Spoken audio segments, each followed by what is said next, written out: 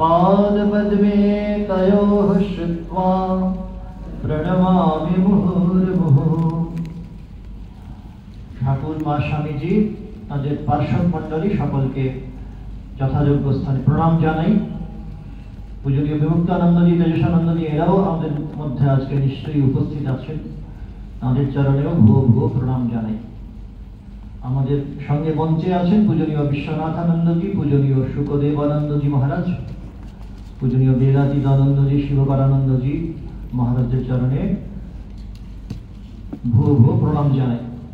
আর সমবেত আশ্রমিক মণ্ডলী সাধু ব্রহ্মচারী মহারাজরা যারা রয়েছেন সারদা পীঠের, সারদা পীঠামরি পূর্বাশ্রম, তাদেরও যথাযোগ্য স্থানে প্রণাম নমস্কার শ্রদ্ধা জানাই। সমবেত রামকৃষ্ণ বিবেকানন্দ ভাবানুরাগী মণ্ডলী, আপনাদের অগণিত নমস্কার শুভেচ্ছা জানাই। একবার সবাইকে পরিপূর্ণ অবস্থায় পুরো হল ঘরটা একেবারে ফুল হয়ে আছে, দেখে খুব ভালো লাগছে। ঠাকুরের এরকম একসঙ্গে অনেককে দেখলে অনন্তের উদ্দীপন হতো। সর্বতঃ পাণিপাদং তৎ সর্বতোক্ষি শিরোমুখম সর্বতঃ শ্রুতিবল্লোকে সর্বম আবৃত্য তিষ্ঠতি। স্বামীজির খুব প্রিয় অংশ ছিল গীতার ভগবান কথিত, শ্রীমুখে কথিত এই অংশ। সুতরাং আমরা সমবেতভাবে একসঙ্গে রয়েছি এবং তাইতে এই সৎ চিন্তার যে আবহ, যে তরঙ্গ প্রবাহিত হচ্ছে, এতে নিশ্চয়ই আমাদের একে অন্যে আমরা কল্যাণ করার সুযোগ হচ্ছে। পরস্পরম ভাবয়ন্তঃ আমরা একটি পারস্পরিক সৎ চিন্তার তরঙ্গে প্লাবিত হচ্ছি। স্বামীজি গর্বযোগেও এই কথাটি বলছে, বহুজন একসঙ্গে মিলে সৎ চিন্তা করলে তাতে প্রাবল্য বাড়ে, শক্তি বাড়ে। তা আজকে পূজনীয় দেবরাজানন্দ মহারাজ আসার কথা ছিল, মহারাজ আসতে পারেনি, তাকেও মনে মনে প্রণাম জানাই। পূজনীয় শাস্ত্রজ্ঞানন্দজি মহারাজ আসার কথা ছিল, তাকেও অনিবার্য কারণবশ মহারাজ আসতে পারেনি, তাকেও প্রণাম জানাই। তা যে প্রসঙ্গের অবতারণা হয়েছিল পূজনীয় সম্পাদক মহারাজ করেছিলেন এবং তারপরে পরে কথামৃতেও একটি অনবদ্য অংশ থেকে তারই সেই ভাবেরই অনুবর্তন হলো। জীবনের উদ্দেশ্য কি, কয়েকদিন আগে একটি যুব সম্মেলনে যাওয়ার সুযোগ হয়েছিল এবং সেখানে প্রশ্নোত্তর পর্ব মিটে যাওয়ার পরে যখন ইনফর্মাল ডিসকাশন হচ্ছে, আলাদা করে নিজেদের মধ্যে কথাবার্তা, তখন আলাদাভাবে এই একজন ছাত্রী সঙ্গোপনে এই প্রশ্নটি করে, মহারাজ বলুন তো জীবনের উদ্দেশ্য কি? কঠিন প্রশ্ন। আমি বললাম এই প্রশ্নের তো এক কথায় কোনো উত্তর হয় না, সত্যি যে যেমন ভাবে সাবজেক্টিভ অ্যানালিসিস সম্ভব। কিন্তু যদি ঠাকুরের কথা ভাবা যায়, যদি রামকৃষ্ণ বিবেকানন্দ বেদান্তের প্রসঙ্গ উত্থাপন করা যায়, তাহলে সেখানে খুব স্পষ্ট উত্তর আছে। ঠাকুরের কথায় এক কথায় সিম্পল ফর্মুলা আছে, যেটা আমরা শুনেছি, মানুষ জীবনের উদ্দেশ্য ঈশ্বর লাভ, ভক্তি লাভ, এবং সেটাতে কোনো বিকল্প নেই, নির্বিকল্প। ওই যে আমাদের বেদান্ত সুর বেঁধে দিয়েছিলেন, শ্রীরামকৃষ্ণের কাছে স্বামীজিকে প্রার্থনা করছেন নির্বিকল্প সমাধি, নো অল্টারনেটিভ। ওইখান থেকে কোনো চ্যুতি হবে না, কোনো ব্যত্যয় হবে না। ইয়াসমিন স্থিতো ন দুঃখেন গুরুণাপি বিচাল্যতে, যেখানে পৌঁছলে পর কোনো দুঃখই আমাদের বিচলিত করতে পারে না। আর বলছেন ভগবান, যং লব্ধ্বা চাপরং লাভং মন্যতে নাধিকং ততঃ। এরপরে আর বাড়তি কিছু পাওয়ার থাকতে পারে না। ধর্ম, অর্থ, কাম, মোক্ষ, আমাদের জীবনে কত কিছুই চাওয়ার থাকতে পারে, তার মধ্যে আবার অনেক ধরনের পারমুটেশন কম্বিনেশন আছে। এতটুকু ধর্ম, এতটুকু কাম, এতটুকু মোক্ষ, এমন কিছু মিলে আমরা নিজেদের মধ্যে কমপ্লেক্স ইকুয়েশন একটা ফর্ম করার চেষ্টা করি এবং সেটাই খুব স্বাভাবিক। আসলে প্রত্যেকে প্রত্যেকের মতো হবে। ওই যে আমরা বলছিলাম যে একজন বক্তা আসতে পারেননি, পূজনীয় শাস্ত্রজ্ঞানন্দ যে আসতে পারেননি, সেই জায়গায় যেন অ্যাজ ইফ সাবস্টিটিউট হিসাবে আমি এলাম। সত্যি কি তাই? বিকল্প কি সেভাবে হয়? প্রত্যেকে প্রত্যেকের মতো হবে। স্বামীজিরও তাই অভিপ্রেত ছিল, আমরা চলবো আপন মতে, শেষে মিলব তারই পথে। কারণ উত্তরটা খুব স্পষ্ট, যেহেতু শ্রীরামকৃষ্ণ নিজে ছিলেন মৌলিক, সম্পূর্ণভাবে মৌলিক, আর চাইছেন স্বামীজির চিঠিতে শ্রীমঙ্গে লেখা, আমরা সকলেই এটি পড়েছি, যে তার যারা ফলোয়ার, তার যারা অনুগামী শ্রীরামকৃষ্ণের, তারা প্রত্যেকেই নিজের মতো করে পথ চলবে না, একান্ত হবে, মৌলিক হবে না, আইদার অরিজিনাল অর নাথিং। এখন শ্রীরামকৃষ্ণের এই মৌলিকত্ব আসলে তার ব্যক্তিত্বে এতটাই প্রকট, তার যত ডাইমেনশন, যত মাত্রা আমরা চিন্তা করতে পারি, মানুষ হিসাবে, দেবতা হিসেবে, সাধক হিসেবে, গুরু হিসাবে সর্বত্র দেখতে পাচ্ছি তিনি অনন্য। তার সত্যি কোনো বিকল্প হয় না, তোমার তুলনা হয় না, যে গানে ছিল। আমরা কথামৃতে চতুর্থ দর্শন যখন হচ্ছে শ্রীমর সঙ্গে ঠাকুরের, তখন ঠাকুর নিজেই এই প্রশ্ন উত্থাপন করছেন, তার কিভাবে ভাবনার উত্তরণ হচ্ছে কথামৃতকারে। প্রশ্ন করছেন, তোমার কি বোধ হয় আমার কয় আনা জ্ঞান হয়েছে? তো মাস্টারমশাই বলছেন, আনা এই কথাটা বুঝতে পারছি না, কিন্তু তবে এরূপ জ্ঞান বা প্রেম ভক্তি বা বিশ্বাস বা বৈরাগ্য বা উদার ভাব কখনো কোথাও দেখি নাই। এতগুলো মাত্রা বেঁধে দেওয়া হলো, জ্ঞান, প্রেম, ভক্তি, বিশ্বাস, বৈরাগ্য, উদার ভাব, এগুলো কোনো কিছু নিরিখেই শ্রীরামকৃষ্ণকে পরিমাপ করা সম্ভব হচ্ছে না। স্বামীজি এই কথাটাই যেন অন্য ভাষায় গুরু ভাইদের সামনে উপস্থাপন করলেন। ভগবান শ্রীকৃষ্ণ জন্মেছিলেন কিনা জানি না, সেটা অন্য প্রশ্ন। বুদ্ধ, চৈতন্য প্রভৃতি আজ্ঞে, রামকৃষ্ণ পরমহংসদের latest and the most perfect. তারপরেই বলছেন মোক্ষম কথা, জ্ঞান, প্রেম, বৈরাগ্য, লোকহিত চিকিৎসা, উদার ভাব, জমাট, কারুর সঙ্গে কি তাহার তুলনা হয়? তুলনা হয় না।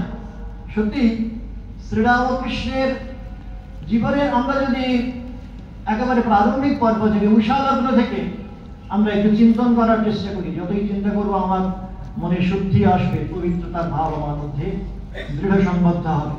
তো সেইভাবে যখন দেখতে পাই যে ছোটবেলার গলায় যখন ঘুরে বেড়াচ্ছে, আপাতভাবে উদ্দেশ্যবিহীন ভাবে বলতে পারি, মানে মানিক রাজার আমবাগানে যখন ঘুরে বেড়াচ্ছে, মানিক রাজার আত্মীয় রামজয় বন্দ্যোপাধ্যায় আসছেন, নাবালক গলাইকে দেখে আবিষ্কার করছেন দ্যার ইজ সামথিং স্পেশাল, ব্যতিক্রমী কিছু আছে, দেখা মাত্র তাকে ভালোবাসতে ইচ্ছে করে। এই কৃষ্ণ শব্দের সঙ্গে দর্শন, আকর্ষণ শব্দের সাযুজ্য আছে, সংযোগ আছে, আমরা জানি। কিভাবে তিনি আকর্ষণ করছেন শ্রীরামকৃষ্ণ, একেবারে তার জীবনের উষালগ্ন থেকে প্রকট। যারা আসছেন কাছে, মায়েরা আসছেন, বয়স্করা আসছেন, বুড়োরা আসছেন, পরবর্তীকালে কলকাতায় যখন আসছেন ঝামাপুকুরে, সর্বত্র এই অদ্ভুত আকর্ষণীয় মোহিনী শক্তি শ্রীরামকৃষ্ণের প্রত্যেকে প্রত্যক্ষ করার সুযোগ পাচ্ছে। এবং এটা, এই মোহিনী শক্তি, এটা যে শুধুমাত্র পার্থিব কোনো সম্পর্কের দ্বারা নিয়ন্ত্রিত হচ্ছে, পরিচালিত হচ্ছে, দেনা পাওনা, আমি কিছু দিলাম বিনিময়ে কিছু চাই, শপকিপিং। স্বামী যে ওই ভক্তিযোগে বলছেন যে ট্রায়াঙ্গেল অফ লাভ, ত্রিভুজ প্রেম ত্রিকোণাত্মক, তার জন্য তিনটে অ্যাঙ্গেল আছে, কোণ আছে। তার মধ্যে একটা হচ্ছে যে যথার্থ প্রেম, যথার্থ ভক্তি, বিনিময়ে কিছু চায় না। তো শ্রীরামকৃষ্ণের এই ভালোবাসায়, তার এই আকর্ষণী শক্তিতে মানুষ নিজে কৃতকৃতার্থ হচ্ছে, যারা সামনে আসছেন তারা ধন্য হচ্ছেন, কিন্তু বিনিময়ে শ্রীরামকৃষ্ণ কিছু চাইছেন না। নিবেদিতা বলছেন শ্রীরামকৃষ্ণ হচ্ছেন শিশু অবতার, তার কাছে কিছু চাইতে নেই, তিনি আপনা হতেই আনন্দ অবিরাল স্বতঃস্ফূর্ত ভাবে বর্ষণ করে চলেছেন। সুতরাং শিশু অবতারের কাছে কিছু চাইতে নেই। এই শ্রীরামকৃষ্ণের কাছে যারা আসছেন তারা স্বাভাবিকভাবে তার ভজন, কীর্তন, নর্তন সর্বত্র স্বাভাবিকভাবে আনন্দধারা বহিছে ভুবনে। তারপরে আমরা যদি আরেকটু প্রবেশ করি তার জীবনের পরবর্তী অধ্যায়, একটু যখন তার ব্যক্তিত্ব যেন বিকাশ হচ্ছে, এইসব কথাবার্তা অবশ্য কতদূর অর্থবহ আমরা জানি না। অবতার জীবনের সাপেক্ষে তার ব্যক্তিত্বের বিকাশ, তার কৈশোর থেকে যৌবনে উত্তরণী কথাগুলো অর্থবহ কিনা আমরা এখানে তার সেই প্রশ্নের উত্তর নির্ণয় করব না। কিন্তু আমরা যেমন দেখতে পাই তার বয়স যখন একটু বাড়ছে, তখন অদ্ভুত একটা ব্যাকুলতা, আমি যা চাইছি সেটা আমাকে ফুলফিল করতে হবে, পরিপূর্ণতা আমাকে লাভ করতে হবে সেই জায়গায়। আমরা ট্রেনিং সেন্টারে যখন ছিলাম, পূজনীয় বেদান্তানন্দ মহারাজ ছিলেন, তখন একজন প্রবীণ সন্ন্যাসী এসেছিলেন সুদূর আমেরিকা থেকে, প্রবুদ্ধানন্দজি, এবং তাকে প্রশ্ন করা হয়েছিল যে এতদিন তো আপনি সাধু জীবন অতিবাহিত করেছেন, কি পেয়েছেন? ধরনের প্রশ্নের উত্তর সাধারণভাবে কেউ দেন না। মহারাজ একটু স্পষ্ট করে কিন্তু সেদিন বলেছিলেন, আমি বুঝতে পারছি আমার জীবনে সেন্স অফ ফুলনেস, পূর্ণতার অনুভব আমার হচ্ছে। তো সেই পূর্ণতার অনুভব আমার চাই, এই মুহূর্তে চাই, এটার জন্য কালক্ষেপ আমি করতে পারি না। শ্রীরামকৃষ্ণ যেটাকে অবজেক্টিভ হিসেবে ধরছেন, উদ্দেশ্য হিসেবে নির্ণয় করছেন, প্রচন্ড বিশ্লেষণী মন, অ্যানালিটিক্যাল বেন্ট অফ মাইন্ড, তারপরে বিশ্লেষণ করার পরে একবার যখন নির্ণয় হয়েছে ঈশ্বর লাভই মনুষ্য জীবনের উদ্দেশ্য, সেখান থেকে আর কোনো ব্যত্যয় নেই, নো অল্টারনেটিভ, নির্বিকল্প। এবং সেটাকে ধরার জন্য, সেই ঈশ্বর লাভের ভূমিকে উত্তরণের জন্য যা যা করতে হবে, যে পরিমাণে তাই স্বীকার করতে হবে, যত কঠোরতা স্বীকার করতে হবে, সমস্ত কিছু মুহূর্তের মধ্যে স্বীকার। অবাক হয়ে যাচ্ছেন হৃদয়রাম যে সন্ধে হয়ে গেলে মামা যায় কোথায়। তারপরে খুঁজে টুজে একদিন গিয়ে দেখতে পাচ্ছেন, কথামৃতে আমাদের লীলা প্রসঙ্গে যে কোনো পাঠকই জানেন, সবাই জানেন, তবু এগুলো স্মরণ করি। সন্ধে হয়ে যাওয়ার পরে দেখা যাচ্ছে না বেলতলায় গিয়ে বসে আছে। কি হলো অদ্ভুত ব্যাপার! একবার বোঝানোর চেষ্টা করা হলো, বলে বুঝিয়ে নিরস্ত করার চেষ্টা করা হলো, তারপরে একদিন গিয়ে দেখছেন না, শুধু যে বেলতলায় যাচ্ছেন এমন নয়, শুধু ধ্যানে বসছেন এমন নয়, একেবারে যজ্ঞসূত্র, শিখাসূত্র পর্যন্ত ছেড়ে দিয়ে, কাপড় চোপড় সব ছেড়ে দিয়ে, সমস্ত বন্ধন ছেড়ে কিনা তাকে ঈশ্বরের চিন্তা করতে হবে। কোথায় লেখা আছে, কোন শাস্ত্রে লেখা আছে এই ধরনের সাধারণ কথা? আমরা সত্যি এর কোনো বিকল্প খুঁজে পাই না। হৃদয়রাম বোঝাচ্ছেন এগুলো কি হচ্ছে, পাগলামি হচ্ছে, বাতুলতার নামান্তর মাত্র। তুই কি জানিস, শ্রীরামকৃষ্ণ বলছেন, মানুষ অষ্টপাশে বদ্ধ হয়ে আছে, জাতি, কুল, শীল, লজ্জা, মান, ভয়, অভিমান, এইসবে জন্ম থেকে সে বদ্ধ হয়ে আছে। আর এইগুলো যদি সে পরিত্যাগ করতে না পারে, তাহলে কোনোভাবেই তার মধ্যে ওই অভিমানের চিহ্নটুকু পর্যন্ত, শিখাসূত্র পর্যন্ত পরিত্যাগ করতে না পারলে আমাদের পক্ষে ঈশ্বরের দোরগোড়ায় গিয়ে পৌঁছানো সম্ভব হবে না। কারণ এটা জানাচ্ছে, শিখাসূত্র যখন পড়ছি তখন আমি যেন নিজে অভিমান পোষণ করছি এবং জগৎকে জানাচ্ছি আমি সবার চেয়ে বড়। আমরা জানি পূজনীয় বাবুরাম মহারাজ, রাজা মহারাজ একবার তীর্থ ভ্রমণে বেরিয়েছেন। রাজা মহারাজ বলছেন বাবুরাম মহারাজকে, বাবুরাম দা এসো, এই গেরুয়া কাপড়টিও ছেড়ে দিই, কারণ এটাও তো আসলে একটা অভিজ্ঞান, আমি জানাচ্ছি আমি সবার চেয়ে বড়, আমি ত্যাগ করেছি, ত্যাগই শ্রেষ্ঠ হবে। এই বার্তা জানানোর কোনো প্রয়োজন নেই। শ্রীরামকৃষ্ণ এমনিভাবে ঈশ্বর লাভের জন্য মরমিয়া নিজের সমস্ত পরিচয়টুকু পর্যন্ত ত্যাগ করতে প্রস্তুত। মদীয় আচার্যদেব মাই মাস্টার বক্তৃতায় স্বামীজি ওই কথাটি ঠাকুরের মুখ থেকেই আবার উদ্ধার করে আমাদের শোনালেন। ঠাকুর বলছেন, দেখলে যদি একজন চোর জানতে পারে যে পাশের ঘরে তাল তাল সোনা আছে, হিরে দানা মণি মাণিক্য জহরত প্রচুর রয়েছে, তাহলে তার কি হবে? মাঝে একটা দেওয়াল আছে, দেওয়ালটা ভাঙার জন্য সে কি পাগল হবে না? চুপ করে বসে থাকতে পারবে? তেমনি ভাবে মানুষ যদি একবার জানতে পারে যে তার ভেতরেই সমস্ত সম্পদ, তার অধ্যাত্ম সম্পদ, শান্তি লাভের সমস্ত রহস্য তার ভেতর থেকেই উদ্ঘাটন করা সম্ভব, সে চুপ করে কি আর বসে থাকতে পারবে? তো শ্রীরামকৃষ্ণ তার সেই অবস্থা হয়েছে। বাইরের লোক সত্যি এটা বুঝে উঠতে পারছে না। যারা দক্ষিণেশ্বরের কর্মচারী, যারা সেবায়েত, পুরোহিত, তারা এর রহস্য নির্ণয় করে উঠতে পারছেন এটা কি হচ্ছে। ঠাকুর একবার গিয়ে মায়ের সঙ্গে কথাবার্তা বলছেন, পাগলের মতো আচরণ করছেন, আবার ভবতারিণীকে অফার করার আগেই কখনো নিজে সেটা গ্রহণ করে ফেলছেন, আবার মায়ের কাছে অঞ্জলি নিচ্ছেন, দেবার পরে নিজে আবার গ্রহণ করছেন, কখনো বা নিজেই আবার মাথায় তুলে নিচ্ছেন, তারপরে মাকে অফার করছেন। এগুলো শাস্ত্রে কোথাও লেখা নেই, নির্বিকল্প, কোনো প্যারালাল, তার তুলনা আমরা কোথাও পাই না। এটা সাধারণের বোধগম্য নয়, এবং বোধগম্য নয় বলে শ্রীরামকৃষ্ণকে সমকালীন সমাজ গ্রহণ করতে পারেনি। গ্রহণ করতে পারেনি বলে শিবনাথ শাস্ত্রীর মতো দক্ষিণেশ্বরের কর্মচারী যারা ছিলেন তারা ঠিক আছে, তারা না হয় বুঝতে নাই বা পারলেন। সমকালীন কলকাতার বিদ্যুৎ সমাজে যারা যথার্থই মান্যতা পেয়েছেন, শিবনাথ শাস্ত্রীর মতো, প্রতাপচন্দ্র মজুমদার, এরা পর্যন্ত শ্রীরামকৃষ্ণকে গ্রহণ করতে পারেননি, এবং পারেননি বলে তাকে অর্ধন্মাদ মনোম্যানিয়াক বলে তাকে দূরে সরিয়ে রাখার, ব্রাত্য করে রাখার প্রয়াস হয়েছে।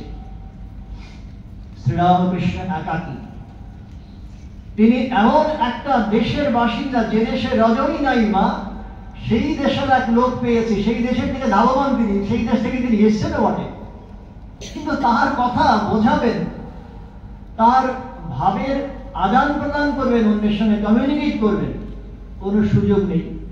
অদ্ভুত একটা একাকিত্ব, লোনলিনেস। আমি বলতে চাই, প্রাণ খুলে বলতে চাই, শ্রীরামকৃষ্ণ সন্তানদের বলছেন, আমার তো অনেক কিছু বলার ইচ্ছা হয় রে, বাসনা হয় রে, একই সন্তানদের সঙ্গে কথাবার্তা হচ্ছে, কিন্তু মা যেন আটকে দেয়। এটা আরেকটা ইম্পেরিমেন্ট, আরেকটা বাধা। একটা হচ্ছে সাধারণভাবে ঈশ্বর লাভের বার্তা, ঈশ্বর লাভই যে মানুষ জীবনের একমাত্র উদ্দেশ্য, এটা কাউকে কনভিন্স করাতে পারছেন না। এটা যে তাকে তার মর্মে মর্মে, তার ধমনীতে ধমনীতে, শিরায় শিরায় বহমান এই বার্তা, এই ভাষা অন্য কেউ বোঝে না। আরেকটা হচ্ছে যখন তিনি ত্যাগী সন্তানদের দ্বারা পরিবেষ্টিত হয়ে আছেন, তখন তিনি যে একেবারে সব উজাড় করে দেবেন, মাও আবার সেখানে আটকে দিচ্ছেন।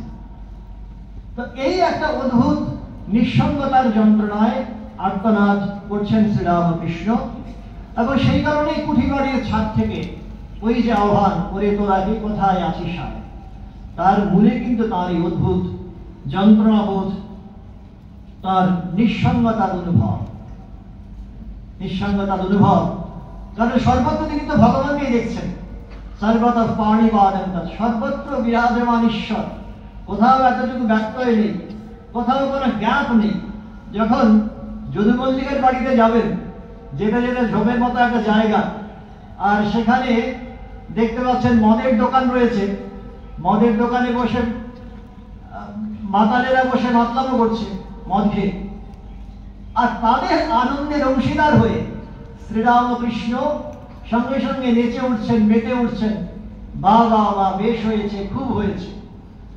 আমাদের লীলা প্রসঙ্গকার শরৎ মহারাজ বলছেন, তার কারণটা হচ্ছে শ্রীরামকৃষ্ণের জগৎ কারণের উদ্দীপন হয়েছে। কারণ আনন্দে বিভোর এই মাতালেরা, তাদের আনন্দকে তিনি আর একটু ম্যাগনিফাই করে, আরো বড় করে, ছোট থেকে বড়, ছোট আমি থেকে বড় আমি, ওই বড় আমির উদ্দীপন সঙ্গে সঙ্গে হয়ে গেছে, বড় আনন্দের উদ্দীপন হয়েছে, জগৎ আনন্দ, জগৎ কারণের উদ্দীপন হয়েছে। তো সেইখানে দাঁড়িয়ে শ্রীরামকৃষ্ণ আনন্দে মশগুল হয়ে তাদের সঙ্গে আনন্দ ভাগ করে বলছেন, বা বা বা, বেশ হয়েছে, খুব হয়েছে। আর হৃদয় নাম প্রমাদ গুনছেন, যদি কখনো নেমে যান গাড়ি থেকে, যদি কখনো ঝাঁপিয়ে পড়েন, কি করে তাকে আগলে রাখবেন। আমরা জানি ওই উইলসনের সার্কাস দেখতে গিয়ে শ্রীরামকৃষ্ণ ওই বিবিকে দেখতে পাচ্ছেন গোলাকার পথের মধ্য দিয়ে, ভেতর দিয়ে রিং দিয়ে গড়ে যাচ্ছে, আর তার মধ্যে ওই ঘোড়ার পিঠে চেপে আছে বিবি, তারপর লাফ দিয়ে গিয়ে পরের মুহূর্তে আবার ঘোড়ার পিঠে আবার চেপে বসেছে। অদ্ভুত ট্রিক, অদ্ভুত কৌশল দেখে শ্রীরামকৃষ্ণের অভ্যাস যোগের উদ্দীপন হয়েছে। ওই ভগবান ভাগবতী আনন্দে বিভোর, বলছেন কতদিন অভ্যাস করার পরে এই বিবির এই পারঙ্গমতা লাভ হয়েছে। তো এইটা সব সময় শ্রীরামকৃষ্ণকে ওই ঈশ্বরীয় ভাবে প্রতিষ্ঠিত করে রেখেছে। চৈতন্য লীলা অভিনয় যখন করতে, দর্শন করতে গেছে, বেরিয়ে এসে বলছেন, আসল নকল সব এক দেখলুম। সুতরাং এই শ্রীরামকৃষ্ণ, তিনি যে প্রত্যেকের মধ্যে, প্রত্যেক বস্তু ব্যক্তি নির্বিশেষে সর্বাবস্থায় ভগবানের সঙ্গে সংযুক্ত হয়ে থাকবেন, এ খুব স্বাভাবিক। শশধর দত্ত চূড়ামণি পণ্ডিত এসে ঠাকুরকে বলছেন, আমরা পাঠেও দেখছিলাম যে গিরিশ ঘোষ এরা সব সমবেত হবে প্রার্থনা করছেন, আপনি রোগ সারাবার জন্য মাকে বলুন না। আর সঙ্গে সঙ্গে শ্রীরামকৃষ্ণ শশধর তত্ত্ব চূড়ামণিকে বলছেন, তুমি পণ্ডিত হয়ে এ কথা কেমন করে বললে, যে মন প্রাণ মায়ের পায়ে সমর্পণ করেছি, সেটা কি আবার এই হাড় মাসের খাঁচা, এই শরীরটার দিকে ফিরিয়ে আনা চলে? সুতরাং এই শ্রীরামকৃষ্ণ, তিনি যে উইদাউট এনি ডিসক্রিমিনেশন, ত্যাগী জাতি কুলমান আজন্নালাপ্রতিহতরায়ো যস্য প্রেম প্রবাহ, সকলের মধ্যে তিনি যে আনন্দকে দর্শন করবেন, সচ্চিৎ আনন্দ ভগবানকে দর্শন করবেন, এটা খুব স্বাভাবিক। মহানারায়ণ উপনিষদে আমরা পাঠ করি, ভগবানের ঐশী মহিমার বর্ণনা করা হচ্ছে, সনো বন্ধুর জনিতা সবিধাতা। সেই যে পরমেশ্বর ভগবান, তিনি আমাদের বন্ধু হয়ে আসেন, তিনি আসলে আমাদের পরম মিত্র। চিনতে পারছি না সে আলাদা কথা, ওই যে বিনিময়ে কিছু না চেয়ে তিনি শুধু দিতে চান, তিনি আমাদের বন্ধু। স্বামীজি ওইভাবে বন্ধু ভাবে বিভোর, বন্ধু ভাবুক শ্রীরামকৃষ্ণকে দর্শন করেছিলেন। ভাবস্থ ভাবের পুজোয় নিরত স্বামীজি বেলুর মঠে একদিন ঠাকুরকে ওইভাবেই অফার করে বলেছিলেন, বন্ধু খাও। তো এটা মনে হতে পারে খানিকটা শ্রীরামকৃষ্ণ স্বামীজির পারস্পরিক সম্পর্কের উপর বোধহয় প্রতিষ্ঠিত। অথবা যদি সেই ঘটনাটি স্মরণ করি যে ব্রাহ্মণ সভায় শ্রীরামকৃষ্ণ গেছেন, তারপরে লাইট অফ করে দেওয়া হয়েছে, তিনি আবার কি করে বসবেন, তাতে ব্রাহ্মণের ভাবভঙ্গ হবে কিনা, এই সমস্ত আতঙ্কের বশে যখন গ্যাসের লাইট নিভিয়ে দেওয়া হয়েছে, চরম বিশৃঙ্খলা হয়েছে এবং ঠাকুরকে অতি সন্তর্পণে নরেন্দ্র সহ অন্য ভক্তরাকে আগলে রেখেছেন, তাকে নামিয়ে এনেছেন। তখন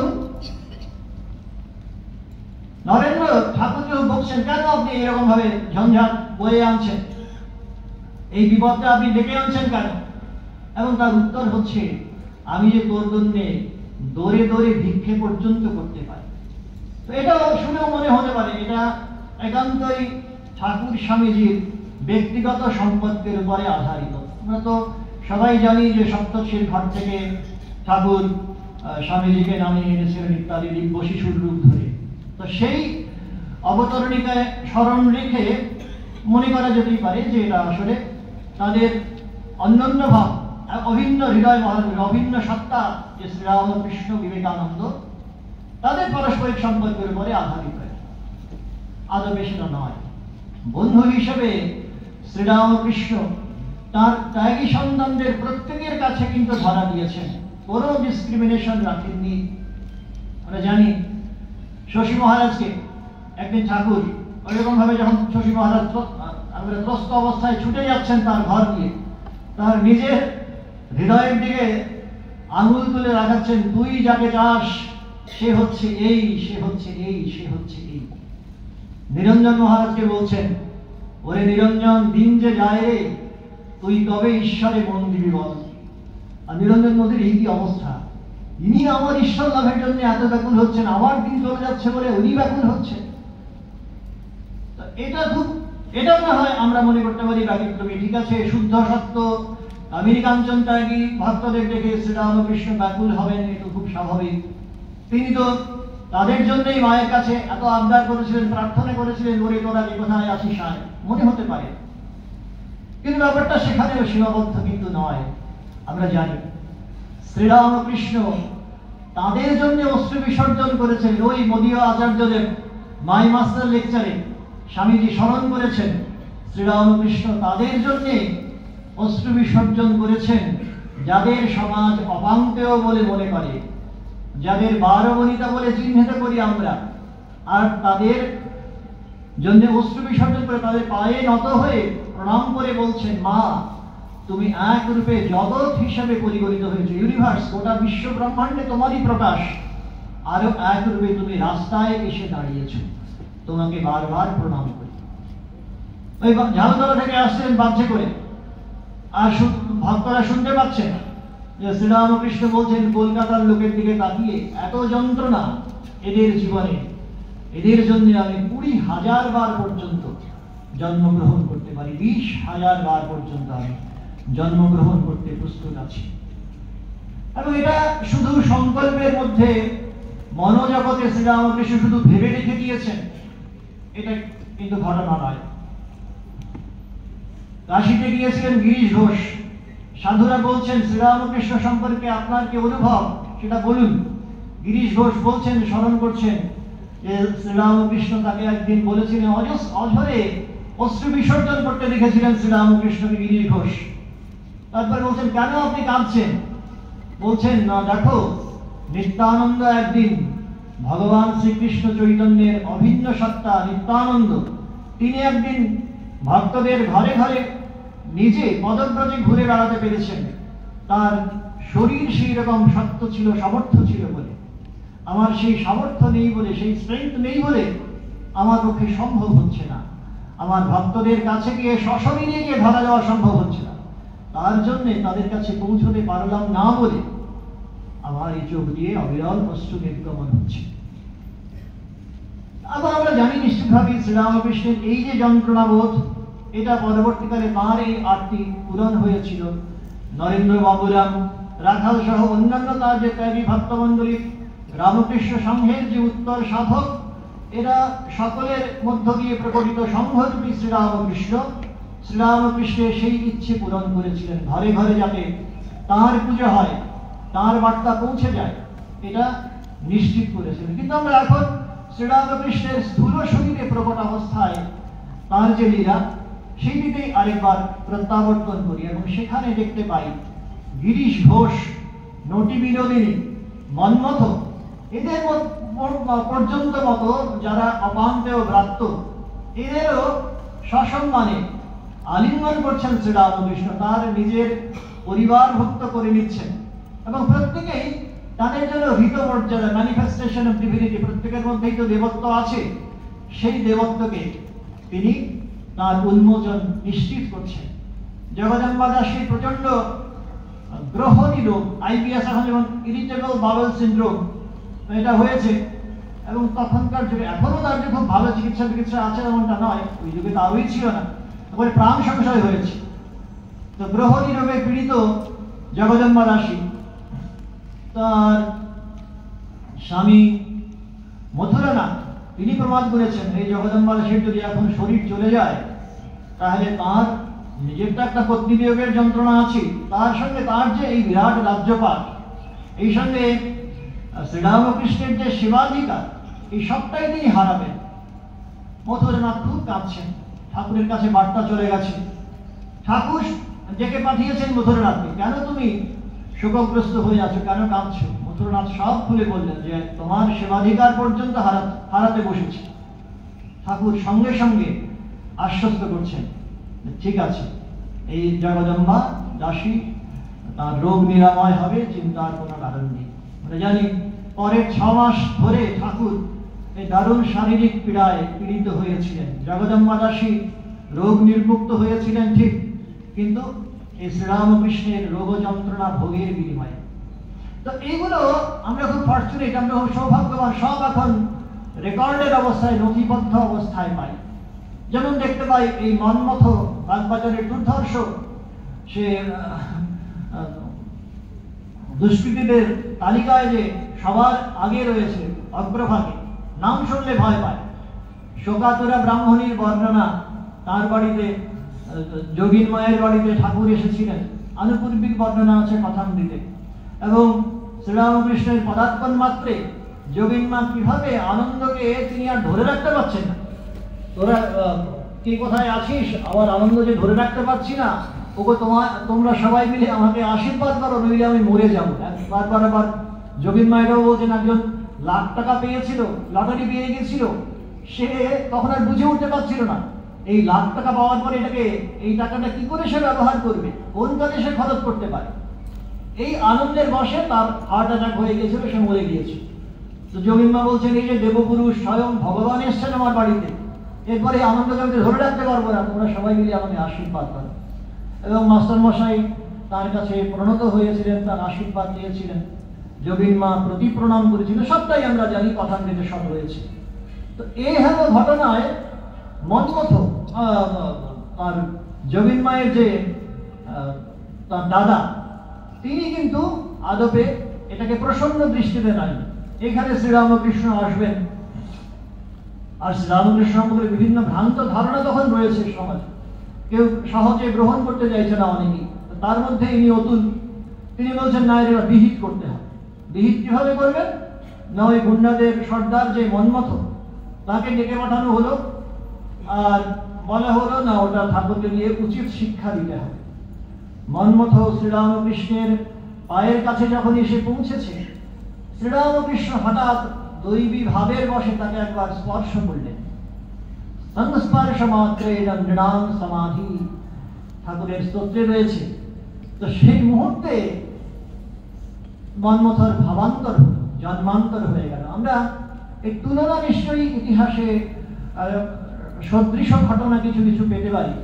বুদ্ধের জীবনে যেমন অঙ্গুলিমাল, তারপরে ধরুন শ্রীরাম অবতার, রামের চরিত্র মহিমা লিপিবদ্ধ করতে গিয়ে দস্যু রত্নাকরের যে অদ্ভুত রূপান্তর জন্মান্তর হয়েছিল সেসব আমরা শুনতে পাই। কিন্তু সেসব অনেক দিনের আগের কথা, পৌরাণিক বা ঐতিহাসিক যুগের কথা। সেই সব কিছু আমরা বর্তমান যুগে যে ঘটে বা এগুলোর প্রামাণিকতা কতদূর গ্রহণযোগ্য এই নিয়ে প্রশ্ন করতেই পারতাম। শ্রীরামকৃষ্ণ যদি না আসতেন, সত্যি ওই সমস্ত ঘটনাকে আমরা নেহাতি অবান্তর কল্পনা বলে উড়িয়ে দিতে পারতাম। শ্রীরামকৃষ্ণ দেখালেন সত্যি এই জন্মান্তর সম্ভব। মন্মথের উত্তর জীবন যারা দেখেছিলেন, স্বামীজির গুরু ভাইরা, অখণ্ডানন্দজি সহ, এরা সবাই বলছেন অদ্ভুতভাবে পরিবর্তিত এই জীবনে মন্মথ অহর্নিশ দিন রাত শুধুই প্রিয়নাথ প্রিয়নাথ বলে জপ করতেন। আর তারপরে ঠাকুর যখন অপ্রকট হয়েছেন তখন পর্যন্ত বরানগর মঠেও এসেছেন। বরানগর মঠে পর্যন্ত এসে শ্রীরামকৃষ্ণের প্রতি তদ্গত প্রাণ এই মন্মথ অশ্রু বিসর্জন করেছেন এবং তাকে দেখে সবাই ইন্সপায়ার্ড হয়েছে। এটা শ্রীরামকৃষ্ণের অনুকম্পা প্রদর্শনের যদি একটা দিক হয়, তাহলে তার ভিন্নতর রূপগুলো কিন্তু সমানভাবে আমরা প্রনিধান করতে পারি, চিন্তন করতে পারি।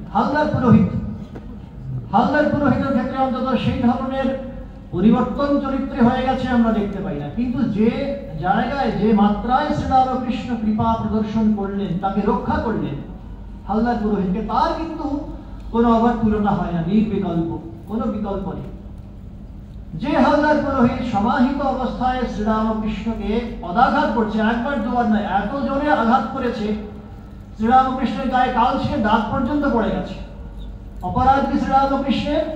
না, হালদার পুরোহিতের বদ্ধমূল ধারণা ছিল যে এইভাবে যে মথুরানাথ শ্রীরামকৃষ্ণের সমস্ত কথা মেনে চলেন, মান্যতা দেন, এর কারণটা হচ্ছে বশীকরণ, জাদুবিদ্যা জানেন শ্রীরামকৃষ্ণ।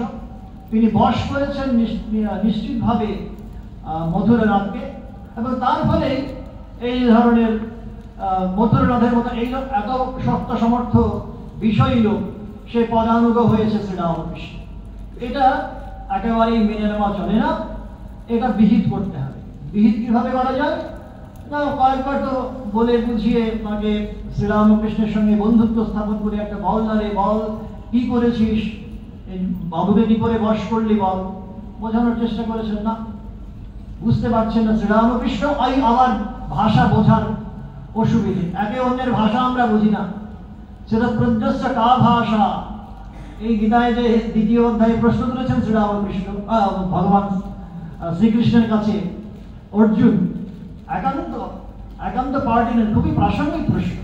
কি যে তার ভাষা, কিভাবে তিনি চলেন, কিভাবে বলেন, এগুলো না বুঝতে পারলে এই ধরনের কমিউনিকেশন গ্যাপ সবসময় থাকবে। হালদার পুরোহিত শ্রীরামকৃষ্ণের ভাষা বোঝেন না, শ্রীরামকৃষ্ণ আবার এদের ভাষা বোঝেন না, মুশকিল হয়ে গেছে।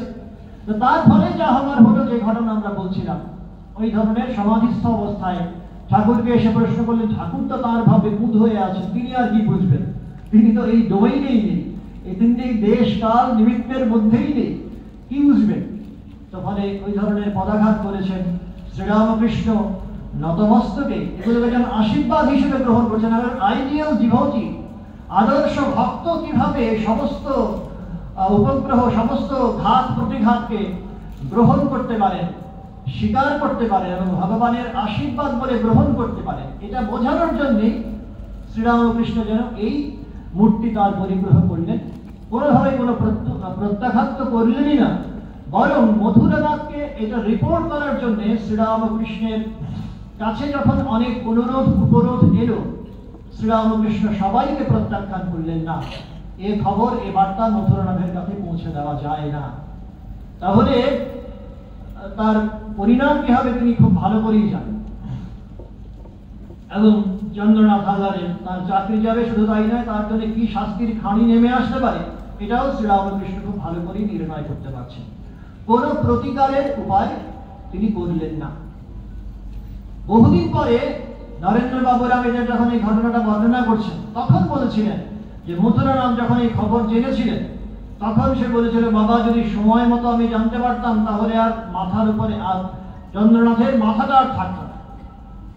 তো এই হলো শ্রীরামকৃষ্ণ কিভাবে ক্ষমা, সহনশীলতা, সদ্বংসহ মনোভাব এটার প্রদর্শন রাখলেন। আমরা দেখতে পাই তার পূর্ণাবয়ব আলেখ্য যেন নির্মিত হচ্ছে শ্রী শ্রী মায়ের জীবনে। তো সেই শ্রীরামকৃষ্ণ যিনি ত্যাগীর বাদশাহ, ত্যাগী জাতি কুলমান, আবার ত্যাগীশ্বর হে নরবর দেহ পদে অনুরাগ। তো এই ত্যাগীর বাদশাহ শ্রীরামকৃষ্ণ এই সব সময় তার নিজের জীবনে এই যে কয়েকটা মৌলিক দিক, একান্ত মৌলিক দিক, ত্যাগ, সেবা, ঈশ্বরমুখীনতা, এই ভাবের উপরে তিনি সবসময় আরূঢ় হয়ে আছেন এবং সেখানে কোনো ধরনের কোনো কম্প্রোমাইজ চলছে না। এই ত্যাগে তিনি এতটাই প্রতিষ্ঠিত হয়ে আছেন। নরেন্দ্র কিভাবে পরীক্ষা করেছিলেন আমরা জানি, তার ত্যাগী সন্তানেরা কিভাবে পরীক্ষা করেছিলেন আমরা জানি। রজত মুদ্রা নিয়ে শ্রীরামকৃষ্ণের ত্যাগের পরীক্ষা কিভাবে হয়েছিল আমরা জানি, এবং এগুলো শ্রীরামকৃষ্ণ খুব আনন্দের সঙ্গে গ্রহণ করেছেন। এই পরীক্ষাগুলো তিনি দিয়েছেন, পরীক্ষিত হতে চেয়েছেন, সম্ভবত এই কারণে যে প্রশ্ন পূজনীয় সম্পাদক মহারাজ উত্থাপন করেছিলেন, সংশয়ের যুগ, এটা স্কেপটিক বেঞ্চ অফ মাইন্ড। আমরা এই যুগে প্রশ্ন করব, জানতে চাইব, উত্তর চাইব। যোগানন্দজি ওই শ্রীরামকৃষ্ণকে দিনরাত দেখেছেন, দেখার পরেও সংশয় জেগেছে, রাত্রিরে ঘুম ভেঙে গেছে মাঝরাতে, তারপরে তার ঘরে দেখতে পাচ্ছেন না, তারপরে আবার শ্রীরামকৃষ্ণের পশ্চাৎধাবন করেছেন, তারপরে ঠাকুর যখন ঝাউকল থেকে গাড়ু হাতে ফিরে আসছেন তখন যোগানন্দজির মুখ দেখে সমস্ত কিছু বুঝতে পারছেন আর বলছেন, তা বেশ বেশ বেশ, সাধুকে দিনে দেখবি, রাতে দেখবি, তবে বিশ্বাস করি। তো এই যে প্রশ্নগুলো উত্থাপিত হবে এবং সমস্ত পরীক্ষায় তাকে উত্তীর্ণ হতে হবে, এটা শ্রীরামকৃষ্ণ জানতেন এবং তার লীলা নাট্যেরই অংশ। সুতরাং এই পরীক্ষাগুলোকে তিনি আনন্দের সঙ্গে গ্রহণ করেছেন এবং তার উত্তর সাধক যারা পরবর্তীকালে যারা আসবেন তারাও যাতে এইগুলোর উপর ভিত্তি করে পূর্ণ বিশ্বাসের শক্তিতে বলীয়ান হতে পারেন, এইটাই তার কাছে কাঙ্ক্ষিত ছিল। যে যেখান থেকে আসছেন, যে ভাব নিয়ে আসছেন, সব কিছুকে স্বীকার করেছেন শ্রীরামকৃষ্ণ। যে সমন্বয় করেছে সেই লোক, কোনো কিছু বাছ বিচার সেখানে রাখেননি এবং সেখানে ত্যাগী গৃহী, আমরা যেমন বলছিলাম, সমাজে যে আসছেন, যে বর্গ থেকে আসছেন, প্রত্যেককে সমানভাবে গ্রহণ করছেন। লাটু মহারাজের জীবনের একটি সুন্দর ঘটনা আছে। লাটু মহারাজকে কিভাবে শ্রীরামকৃষ্ণ বড় করে তুলেছিলেন ভাব আদর্শ দিয়ে, তার ছাঁচে, নিজের ছাঁচে গড়ে নিয়েছিলেন, সে খবর জানি। এ হলো লাটু মহারাজ একদিন তারও কোনো কারণে এক ভক্তের ব্যবহারে তিনি ক্ষুণ্ণ হয়েছেন, অসময়ে দেখা করতে এসেছেন ঠাকুরের সঙ্গে, লাটু মহারাজের বকে ঝকে দিয়েছেন। শ্রীরামকৃষ্ণ দূর থেকে শুনেছেন, শুনে তিনি ভক্ত চলে যাবার পরে এই লাটু মহারাজকে যদি বলছেন, ওরে ভক্তকে এমন ভাবে রূঢ় কথা বলতে নেই, কর্কশ কথা বলতে নেই, তুই কালকে যাবি আর গিয়ে তোর এই কৃতকর্মের জন্য ক্ষমা চেয়ে আসবি। লাটু মহারাজ একটু অবাক হলেন, কিন্তু মেনে নিলেন। ঠাকুর তার কল্যাণাকাঙ্ক্ষী, তার শুভাকাঙ্ক্ষী, তার কথা শুনতে হবে। গেলেন, পরের দিন দেখা করলেন, ক্ষমা প্রার্থনা করলেন। শ্রীরামকৃষ্ণ থামলেন না, আসার পরে আবার জিজ্ঞেস করলেন, তুই কি এখানকার প্রণাম ফিরিয়ে দিয়েছিস? লাটু মহারাজ বললেন, না, এতদূর তো ভাবিনি। ঠাকুর আবার পাঠালেন। পরদিন গিয়ে লাটু মহারাজ ভক্তের কাছে শ্রীরামকৃষ্ণের প্রণাম ফিরিয়ে দিলেন। তাই ভক্তের যত অভিমান, যত ক্রোধ, সমস্ত কিছু মুহূর্তের মধ্যে জলের মতো ভেসে গেল। তো ওইভাবে শ্রীরামকৃষ্ণ সমস্ত মান, অভিমান, ক্রোধ, আমাদের মধ্যে যা কিছু ইভিল, সমস্ত কিছুর পারে নিয়ে চলে যান। তিনি কর্মনাশা, আমাদের মধ্যে যা কিছু অশুভ সংস্কার, তাই থেকে মহাপরিত্রাণের একটাই এই উপায় আমাদের কাছে। আমরা রামকৃষ্ণ মণ্ডলীভুক্ত যারা, তাদের কাছে শ্রীরামকৃষ্ণ স্বয়ং তার অপূর্ব চরিত্র, অপূর্ব মহিমা, দিব্য জীবন আমাদের কাছে অক্ষয় সম্পদ হয়ে আছে। যত তার চিন্তন করব নিজেরা কৃতার্থ হব। আর ওই যে স্বামীজি বলছেন, god the miserable, god the wicked, god the poor, of all races of and of all sects and creeds, এই যে সর্বদেশে সর্বকালের মধ্যে the sum total of all souls, তার মধ্যে যে ঈশ্বর রয়েছেন, তার সেবায় শ্রীরামকৃষ্ণ নিজে যেহেতু এইভাবে সেবা করেছেন, বন্ধু জেনে, তার সেব্য জেনে, যেহেতু নিজে এইভাবে সেবা ভাবে মগ্ন হয়েছে, আমরাও সমর্পণের ভাবে উদ্বুদ্ধ হব। Sum total of all souls, মহাবিশ্বের সমস্ত আত্মার যে মহাসমষ্টি, সেই সর্বতঃ পাণিপাদন্ত, তার সেবায় আমরাও যেন নিয়োজিত হই, উদ্বুদ্ধ হই। আজকের দিনে এই প্রার্থনা জানেন। ওই স্বামীজির যে চিঠিটি স্মরণ আমরা গোটাতে পাঠ করছিলাম, তারই শেষের লাইনটি আরেকবার পাঠ করে শেষ করি। জ্ঞান, প্রেম, বৈরাগ্য, লোকহিত চিকিৎসা, উদারতার জমাট, কারুর সঙ্গে কি তার তুলনা হয়? তুলনা হয় না, অন্তত আমরা যেমনটি বুঝি। তারপরে লাইনটা কিন্তু আবার অত্যন্ত গুরুত্বপূর্ণ, তাকে যে বুঝতে পারে না তার জন্ম বৃথা। বোঝা তো সম্ভব হলো না। আমরা আমাদের সামান্য মানসিক বুদ্ধি দিয়ে অমানুষ অতিমানব শ্রীরামকৃষ্ণকে নির্ণয় করতে পারি না, সীমাবদ্ধ করতে পারি না। কিন্তু স্বামীজি বলছেন ওই পথেই এগোতে হবে। তাকে যে বুঝতে পারে না তার জন্ম বৃথা। সূর্যকে আমরা কখনো পরিমাপ করতে পারি না। কাছে গিয়ে সূর্যকে দেখে ফেলবো, আবার অনেক আগেই শরীর ছাই খাই হয়ে যাবে, ভস্মীভূত হয়ে যাবে। কিন্তু যদি এগোনোর চেষ্টা করি, আরো আলো, আরো উত্তাপ আসে। শ্রীরামকৃষ্ণ জীবনের দিকে এগিয়ে যাওয়াই আমাদের জন্য ধ্রুব সুনির্দিষ্ট ইঙ্গিত স্বামীজি। তাকে যে বুঝতে পারে না তার জন্ম বৃথা।